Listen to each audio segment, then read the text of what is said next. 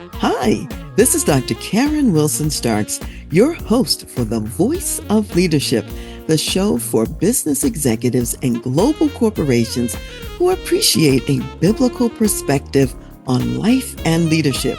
You are listening to our Fab 500 series featuring some of the best of our 500 episodes and celebrating the 30th year of Trans Leadership Inc.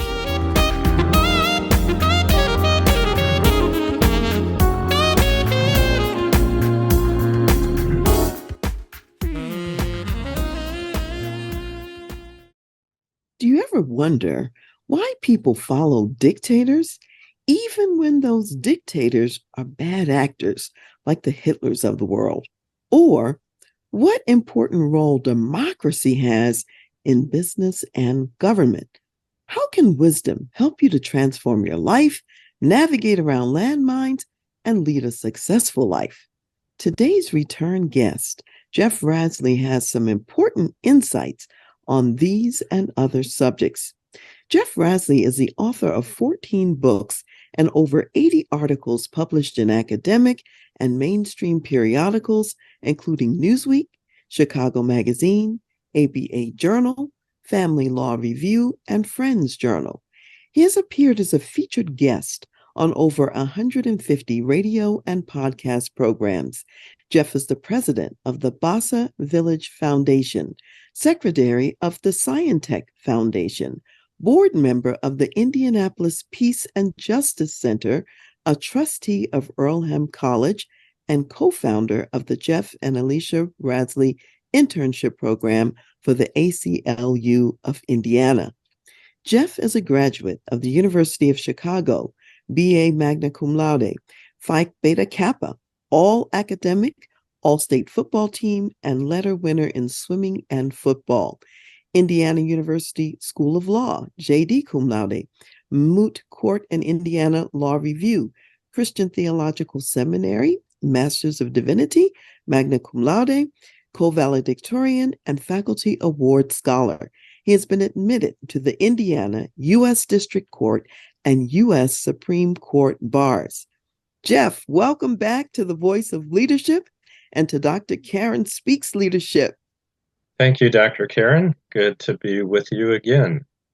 It's a delight to have you. You know, Jeff, last time that you were here, we talked about your book, You Have to Get Lost Before You Can Be Found, and how your wife told you to take a hike, and you ended up in the Himalayan mountains where you fell in love with the Basa people and regained your own sense of balance. That was actually a great episode. Really enjoyed that, and invite people to go back and take a listen and look for it again.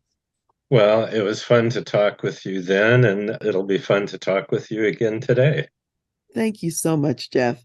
You know, this time we are talking about your new book that's come out, which is called 72 Wisdoms, which is a compilation of wisdom perspectives from people of different backgrounds, faiths, and cultures. So tell us about why you wrote 72 Wisdoms and what you hope readers will gain from the book. Sure, thanks. I noticed that almost every day, from all sorts of different sources, I was coming across little nuggets of wisdom that I wanted to try to retain. About a year before the book was published, I started writing down every day or so some wisdom that caught my attention that I thought was worth, trying to remember. Because, so much information just passes through us every day. And after I had about 10, I thought, well, it would be really interesting to not just know these words, but to, really look into who said it, what was the context, why did they say it or write it, and what did it really mean if I really thought deeply about it and looked into the history of that saying. And then after I did that with a few of the wisdoms I had saved, I thought maybe this could be a book. So I just started writing, and eventually when I got to about 50, my wife said, So how many of these are you going to do? And I said, well, I don't know, maybe 100. And she said, way too many. You got to stop. So pick a number, less than 100. And I settled on 72, and that turned into the book. Your wife is always involved in these programs as well. She does keep getting in here. I'm going to have to talk to her about that. Yes, well, it's a good thing. So it means she's a great partner for you. So, Jeff, the reason I really wanted to speak to you today is that I was so intrigued by your perspective on why people gravitate to dictators like the Hitlers of the world, and which of the wisdoms can help with this toxic attraction. So, tell us a little bit more about why it is that people do follow dictators, and what is it that you learned in the wisdoms that would help us to better understand? Yeah, thanks. Well, what really intrigued me in that respect was with the invasion of Ukraine by Russia. And so I have a couple wisdoms that are targeted to that. President Zelensky's speech to the UK's parliament was one of those. And the question that it rose in my mind is, why would all these young Russian men who are being conscripted be willing to go and fight for a cause that is very hard to justify on any sort of moral grounds? And the only justification that's been offered by Putin is that Ukraine should be part of Russia. Ukraine is not a real country. It's really part of Russia. And so, despite that, it's a nation recognized by the rest of the world. I'm going to just take it over. And so, how do you get people to accept something that seems, at least to me, so unreasonable, so unethical, and just so wrong? That's really where it started. And then a few of the wisdoms that are related to this topic are also about the polarization of countries, particularly ours, for some time now. And why is it that leaders within a democracy are able to draw people to become fanatical followers as opposed to just, well, I'll vote for this politician. I like this politician's stand on issues better than the opponents, but to become really fanatical followers, which can ultimately lead to fascism, which, of course, the most obvious example is what happened in Germany, the Nazi Party led by Adolf Hitler. So it sounds like there's something that goes on that provokes people to do the following. And I'd like to hear more about that when you talk about, the fascism, or you talk about what is it that convinces people to move forward to follow a Putin, for example, or to follow a Hitler, when clearly these ideologies are harmful to other people. The Hitler developed a playbook, which was then adopted by Stalin, which has been adopted by Putin, and which, I'm sorry to say, has been adopted by our own Donald Trump. And this playbook was developed by Nazi social scientists and refined by a Soviet social scientist whose name I'm forgetting right now, but it's in actually a previous book called Polarized, the case for civility in the time of Trump, that I wrote, that really focuses on this issue. And the essence of the playbook that dictators and authoritarian figures with fascist leanings have followed is a psychological method of attracting followers by using propaganda and most recently by using social media and by manipulating the press and the popular media.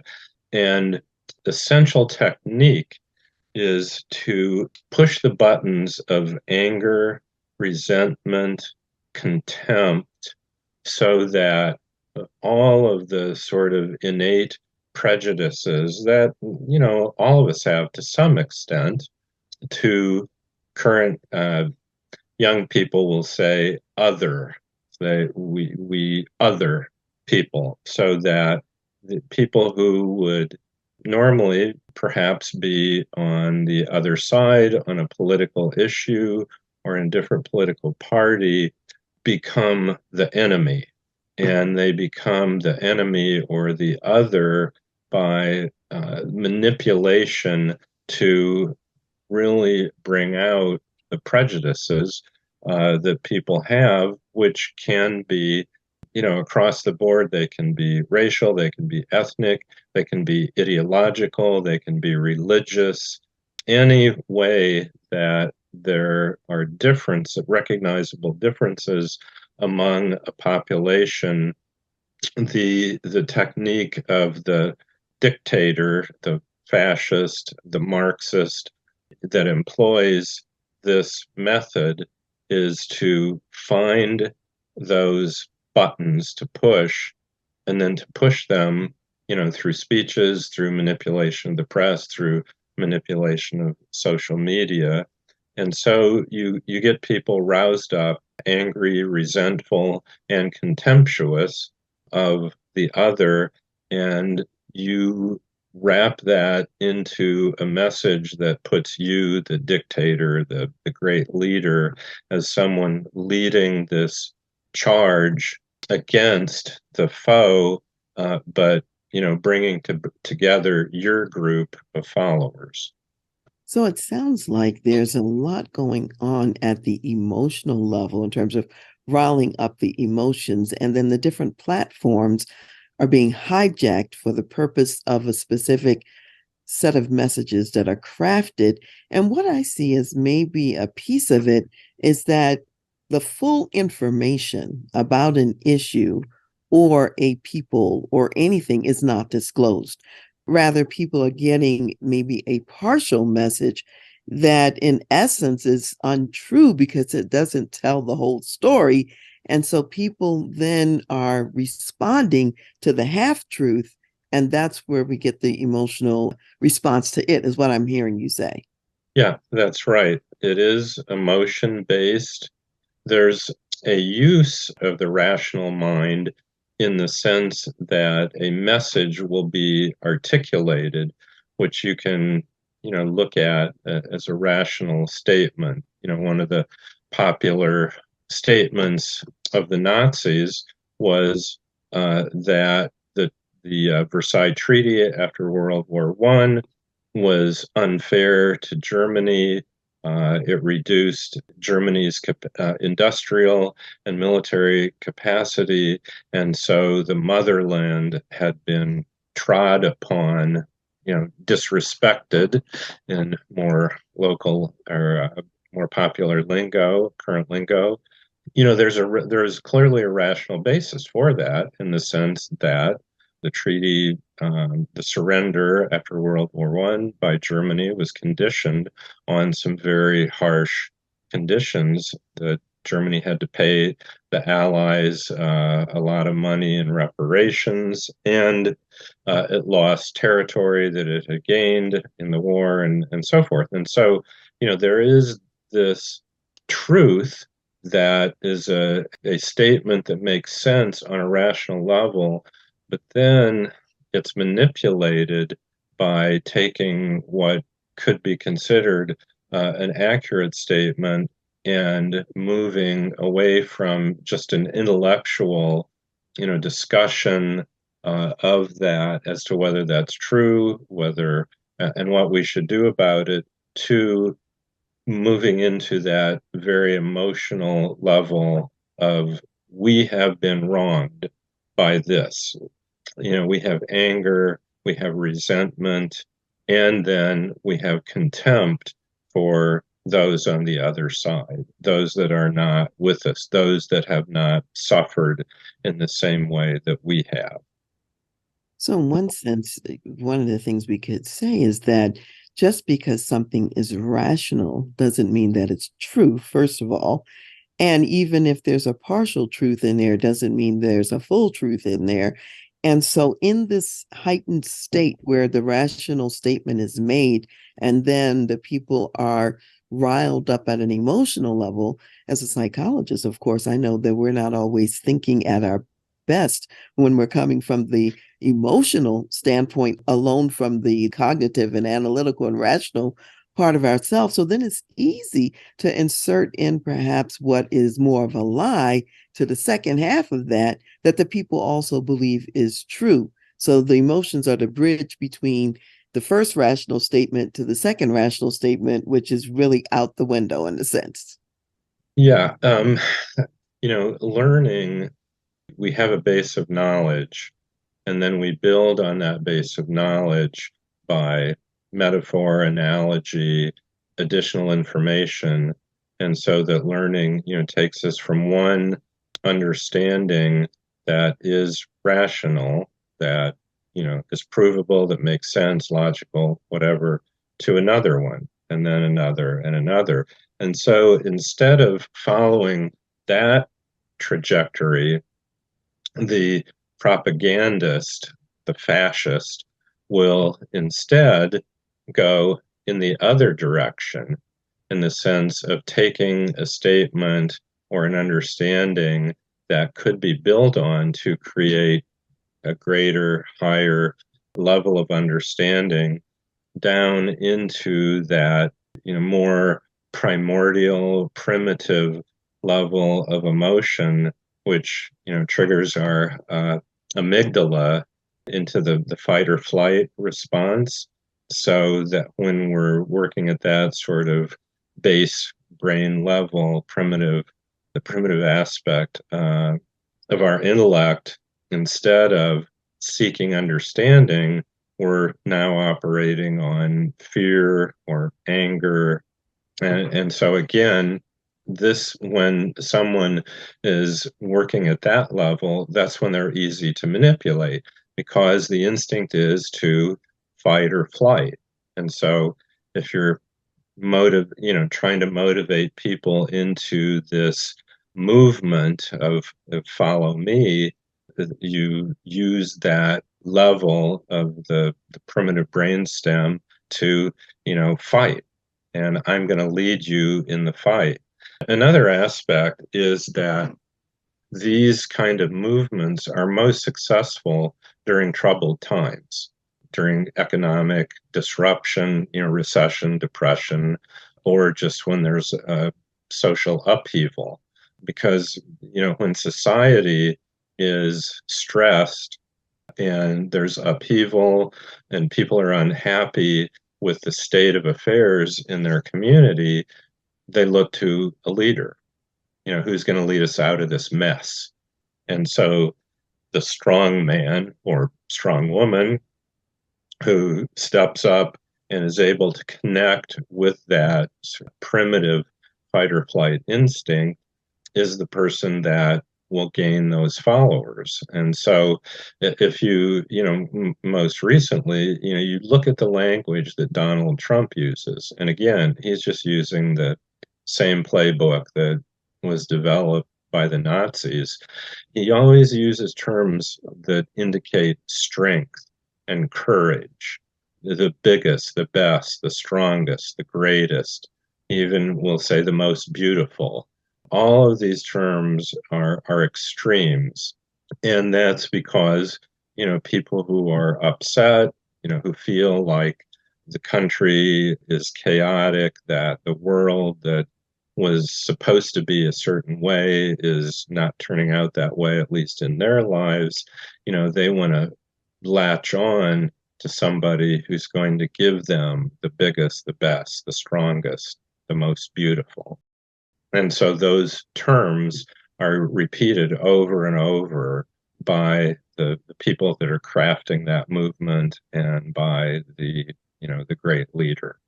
So there's typically some need that the people have that they would like to have fulfilled, and the manipulation occurs because there's partial information, partial truth, and the emotional riling up to the fight flight kind of situation.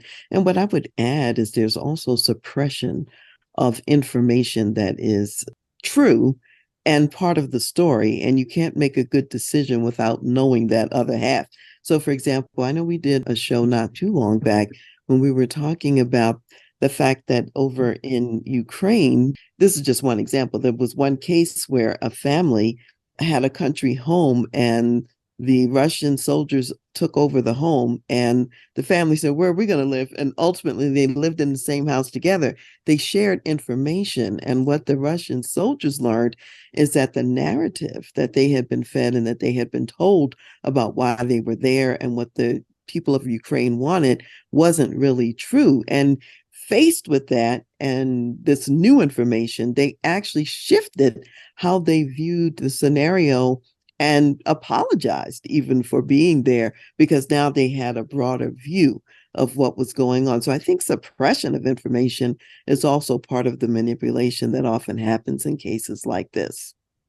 I think that's a great example. In fact, I have kind of a similar one out of Ukraine.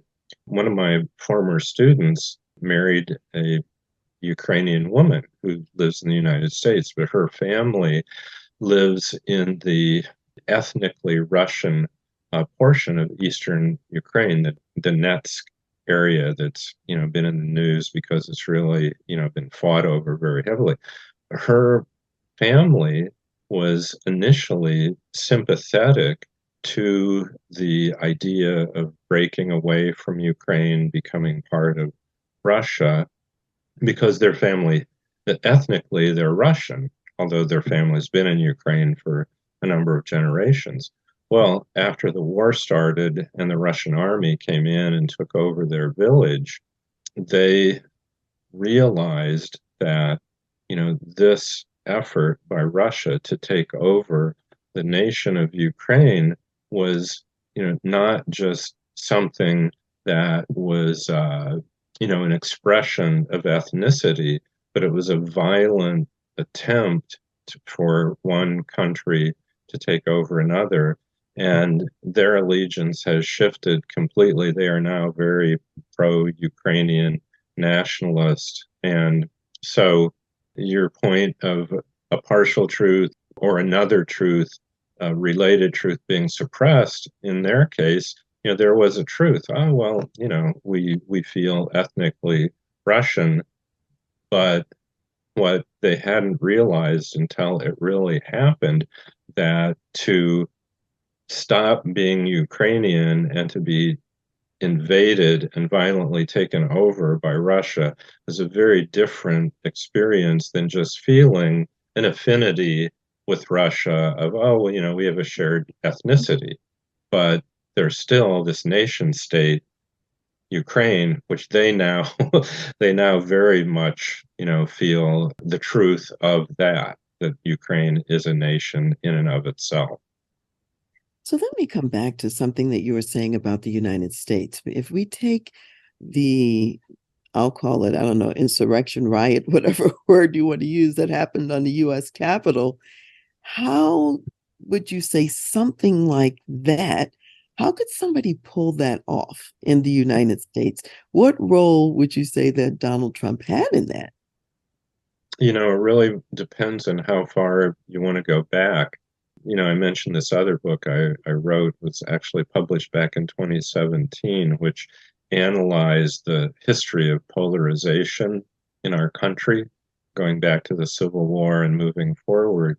But the tools of modern manipulation, which ultimately inspired the insurrection of January 6th, started with AM radio back in the 70s.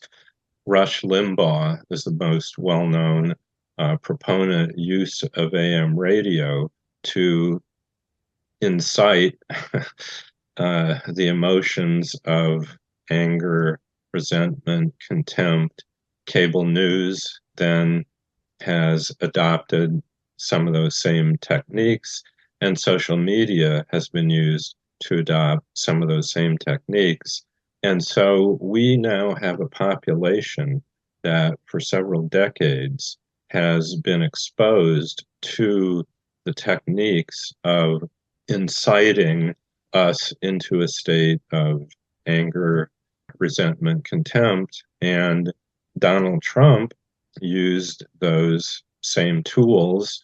And then after he lost the election, continued to make the claim that he had actually won the election because, as the one of the techniques of propaganda is to repeat a lie over and over and over and over, and the followers will believe it. And some people who were not necessarily followers but hear that lie or that half truth repeated over and over will come to believe it because of the media that they're listening to, watching, absorbing. And so his followers were prepared emotionally for that moment when, he basically said, go, we will go to the Capitol. And he said he would go to the Capitol. His followers thought that he was leading them, even if not physically present. In fact, most of them thought he would be physically present, but emotionally, they were following him into the Capitol. They were doing his bidding, and they had been prepared through this history of the manipulation of certain of our forms of media to be willing to break the law, to become insurrectionists when they were ordered to. And they felt like if a number of the people that have been tried for the entering the Capitol illegally have said, we thought we were following orders.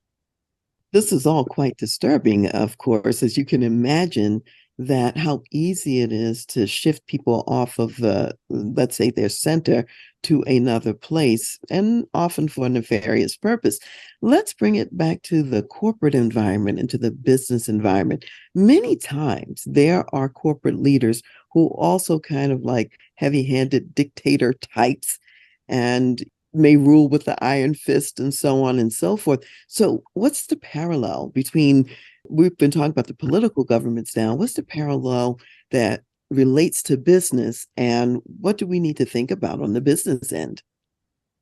I think on the business side, in one sense, it's easier to use these techniques within a company in the sense that if I'm an employee, my livelihood depends on my loyalty to the company, to my boss. There's in a way, a more immediate and an even stronger bond than perhaps you might feel just as a citizen or a member of a political party. But you can quit your job. Quitting your job is a lot easier than leaving your country. It may be more difficult than leaving your political party. So, there are different levels of attachment, both, economically and psychologically to the organization, be it business, political party, religious organization, government, country. And so, how strong those bonds are for every person within an organization is going to be a factor. But if you have within your organization a leader who's employing the techniques that we've been talking about, then the company can have that same sort of trajectory. Now, the thing, though, about business is you have to succeed to keep going. A leader maybe, inspire that kind of level of loyalty and, I'll do whatever you tell me to jump and I'll jump. And if it's off a cliff, I'll jump off a cliff.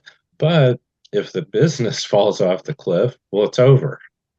It's not the same thing as Russia, taking all these young men to war.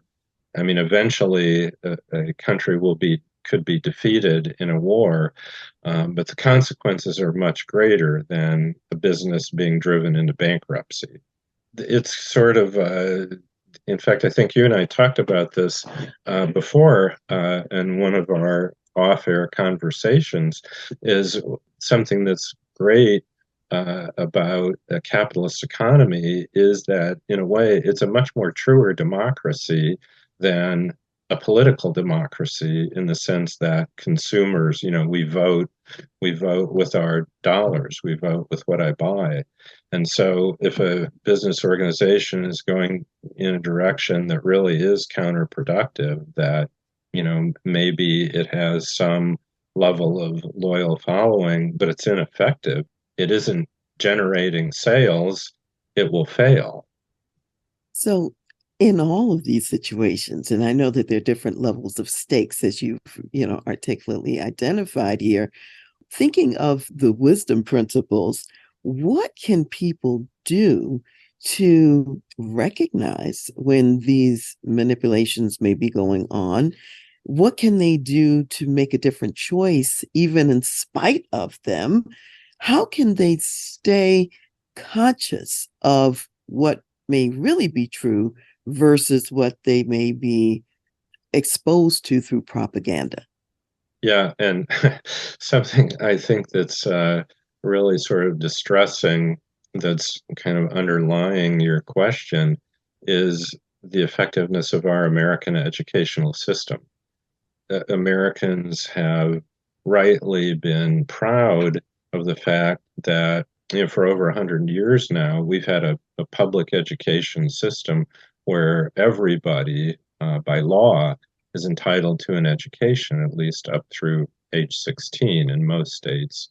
That's not true of all countries. There are a great many countries to this day that don't have a public education or a national educational system. But it makes me wonder how effective our system is currently, when we see so many people that are so easily manipulated by the techniques we've been talking about.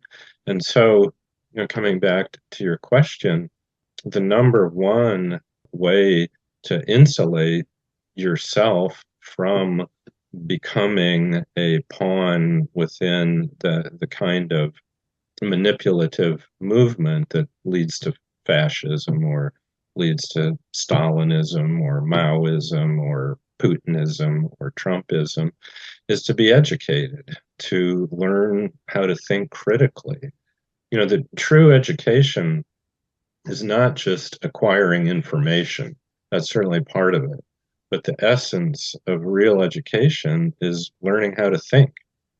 And that means learning how to think critically. And so to be able to avoid doing what we've been talking about, when there's a statement made and you feel your own sort of prejudices, biases being tapped into, okay, to be able to identify, this is my emotional self.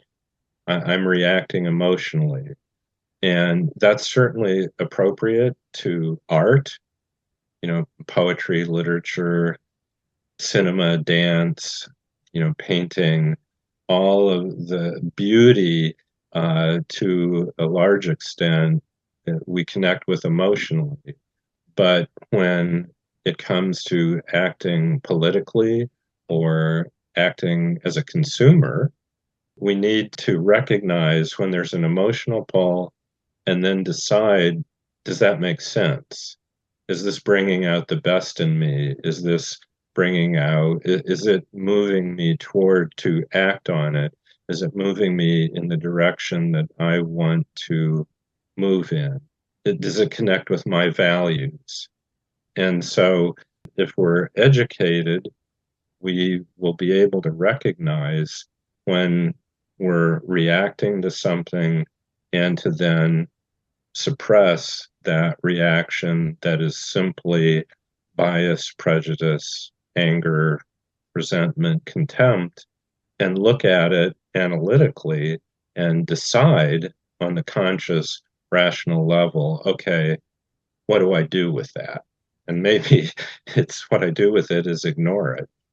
What we're talking about now is quite important. I recall in my own growing up years, one of the things I really valued about the education that I received and also the way things were in my home is that we were taught to be critical thinkers. We were taught to analyze information and data, and we were allowed at home and in school to have a different opinion than what the party line might be. And it's a way of, you take that diamond and you look at it from all different angles and you see, what can you really learn about it? And sometimes I might see something maybe my parents didn't see, or I might see something that the teacher didn't see. And yet that was okay because that was true education.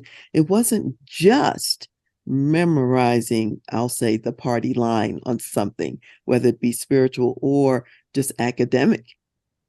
Yeah, and that, brings up an aspect of this that we haven't really touched directly on, which is peer pressure. Being able to look at something where, okay, this is the conventional way of seeing this. This is how, like, if you're a student, this is how my other classmates, my peers, my friends, they see it this way or they understand it this way.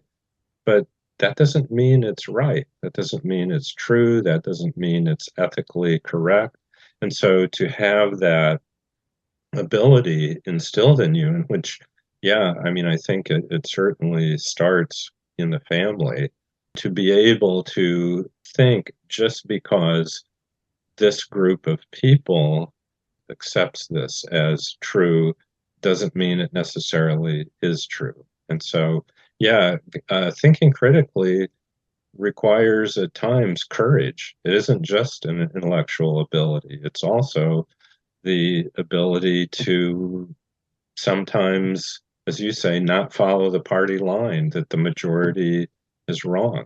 And that can take real courage. Yeah, it certainly is not always popular. I'm thinking about from a Christian perspective, and that's the lens that I usually look through things at the world through.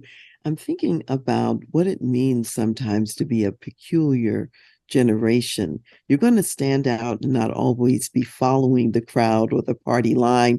And you have to have the strength to take stands sometimes that may not be popular or to look at things in a very different way. So that's one piece of it. And then the whole notion, from a biblical perspective, where it says, broad is the way that leads to destruction. A lot of people are going to be on that pathway, and there may be fewer that are on the path that's really leading to a more productive place to go. So sometimes we have to not just say because it's lonely on this path or not as many people here, that means it's not the right path. It may very well be the right path. And the critical thinking skills and the ability to analyze and to look at information and lots of data and to see what's really happening, that's an important skill. And I kind of am concerned that in our educational system today, we may not be training children as much to be critical thinkers as happened in my day.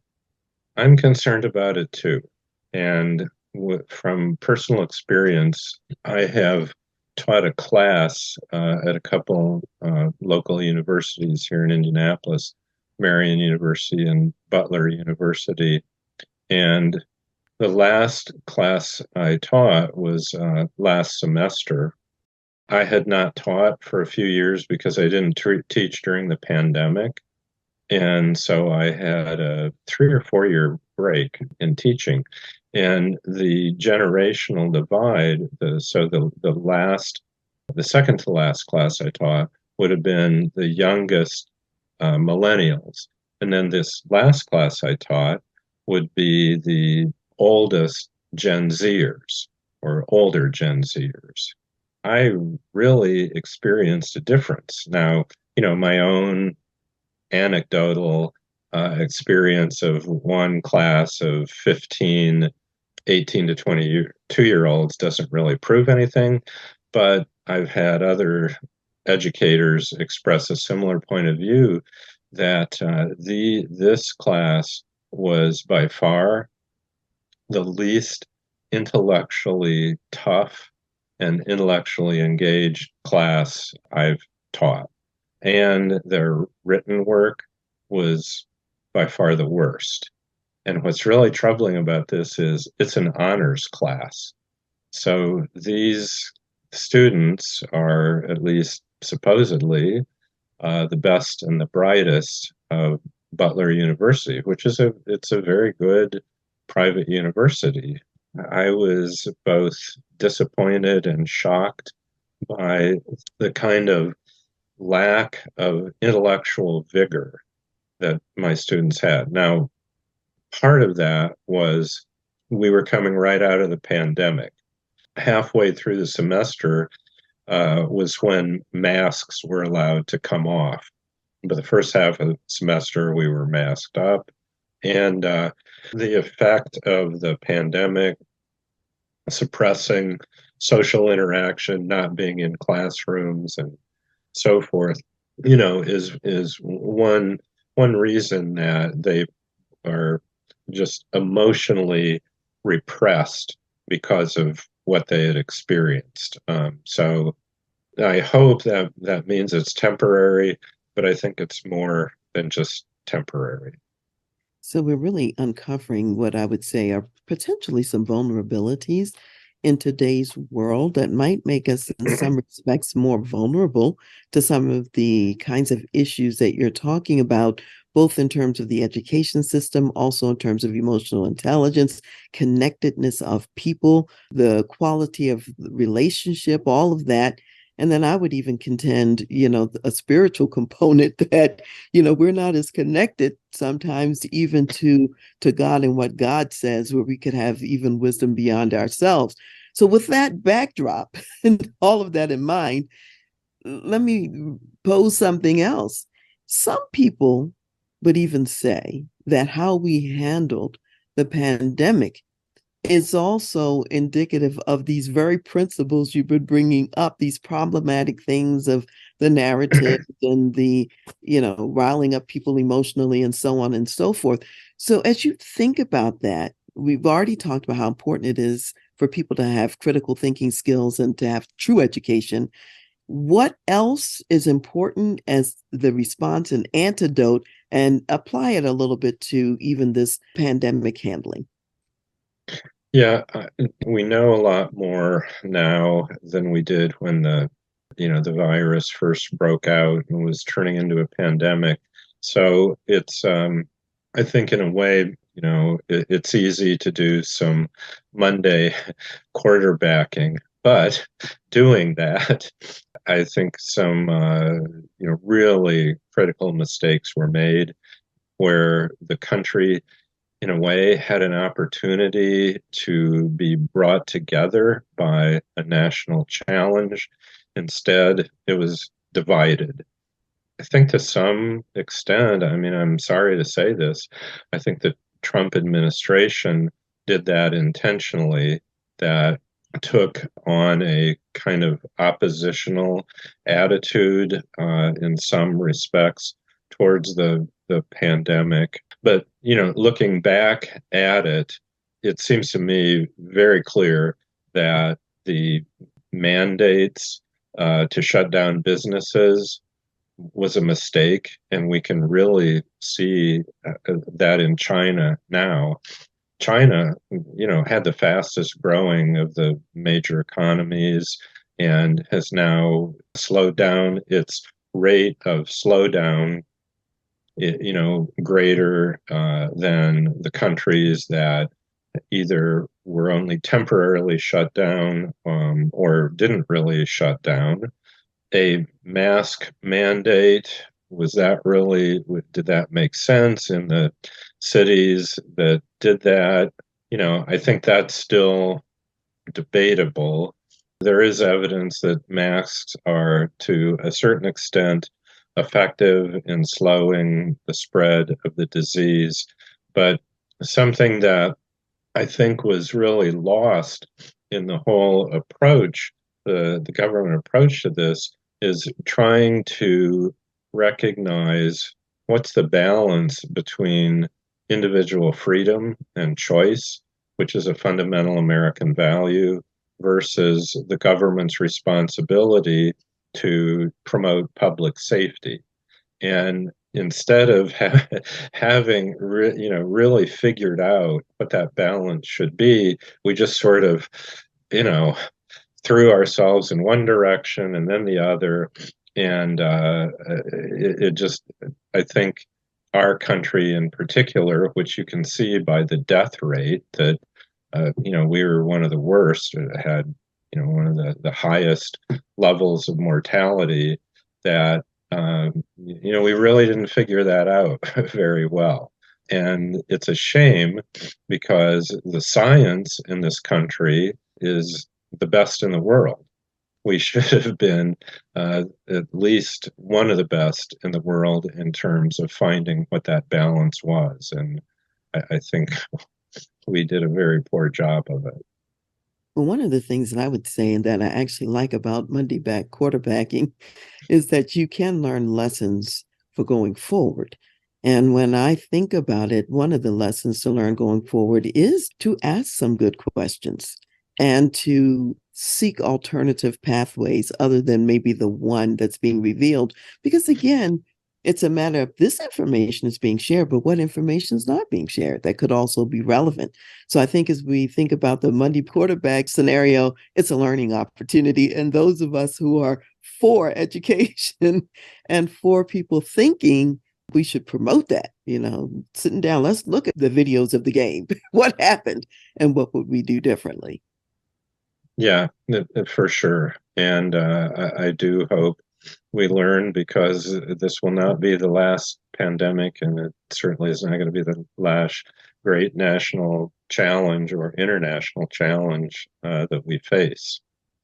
And I think you correctly said, too, that there's a balance, particularly in the United States. This was a whole global pandemic, and every country had to, deal with it. In the US, we do value individual freedom, and we also value a sense of corporate community safety as well. And perhaps it's not either or. Perhaps you can have both.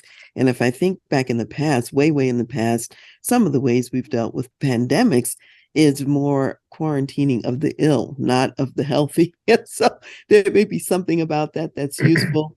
There are other substances to work well with the bodies that God has designed. Not everything has to be a hardcore pharmaceutical. And maybe there's more exploration that needs to be done on that side of the fence for prevention and so on as well. So these are just important issues, not so much just because it's about the pandemic or at work or politics. It relates to all of life, and it relates to how we're thinking in general, is what occurs to me.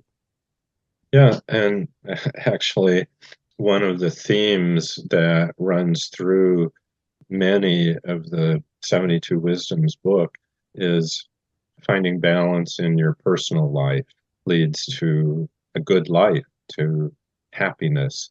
Finding balance in your work life leads to success. And so finding balance within our corporate communal life leads to a better society, to a happier nation state. I mean, it goes back to the ancient wisdoms found in the Old Testament, found in Eastern philosophy, found in Greek philosophy, that understanding of the need for finding balance in life is one of those fundamental lessons that, you'd think we should all know because it is such ancient wisdom, and yet it's a struggle for every one of us, and it's certainly a struggle for our community and our nation. And right now, with the high level of polarization we have, that there's a tendency to not be able to find balance because we're just shifting from one side to another, and a boat is rocking as opposed to finding that levelness. Well, that's an important point, finding balance. So, how can people reach you, Jeff? How can they get the book 72 Wisdoms? Oh, thanks. The easiest way would be through my website, which is my full name, Jeffrey, Jeffrey, Rasley, Rasley. And my email is connected to the website, linked to the website. So happy to be emailed by any of your listeners that would like to make that personal connection. Wonderful. And we'll put that in the show notes as well. So, Jeff, what would you say are some additional words of wisdom, some pithy thing you would like to leave the community of corporate executives about this whole topic we've been talking about today? Well, I think the importance of education, I want to emphasize how important education is for our country, for the welfare of the business community, and for a body politic. But I also want to emphasize ethics. And one of the wisdoms or the themes that runs through the book beyond just balance is to live your highest and best self. You need to love yourself as you love God and you love everyone as your brother and sister. And so, love, living the life of love, is also even more important, I would say, than being an educated person.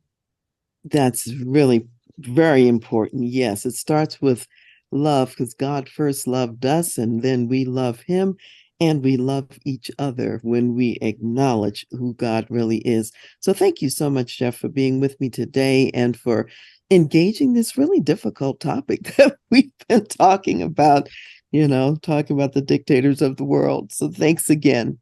Thank you very much for having me, and I hope we will have another discussion sometime soon. We certainly will. We are having another conversation soon. So, to everyone out there, let me just close with a few thoughts. Let's take a look at Proverbs, the ninth chapter and verse 10. And it says, "The fear of the Lord is the beginning of wisdom, and the knowledge of the Holy One is understanding." So, when we think about the fear of the Lord, we're talking about reverencing God and reverencing God's word and what he says in the world. And then I'll also turn briefly to First Corinthians, the third chapter, and read a few verses there, starting with 18. And it says, "Let no one deceive himself. If anyone among you seems to be wise in this age, let him become a fool that he may become wise. For the wisdom of this world is foolishness with God. For it is written, he catches the wise in their own craftiness. And again, the Lord knows the thoughts of the wise, that they are futile. Therefore, let no one boast in men, for all things are yours." And it says, whether Paul or Apollos or Cephas or the world or life or death or things present or things to come, all are yours. And you are Christ, and Christ is God. So we know that there's the wisdom of the world. We know that there's God's wisdom, and we aspire to be people who are wise in God. It doesn't mean we ignore other sources of wisdom. However, we test everything by God's wisdom. So have a blessed day. Be wise as you walk throughout all of these life challenges. And we'll see you next time.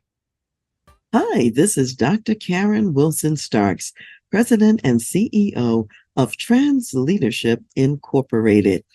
Did you know that workplaces can make a significant difference in the lives of people, and that you can create a positive culture that gets positive business results and also produces positive life experiences for your employees and your clients and customers? You can make a significant contribution to the world by creating the kind of culture where your people can bring their gifts to provide the most relevant and excellent products and services to your marketplace. What the research shows is that companies with excellent leadership are also more profitable.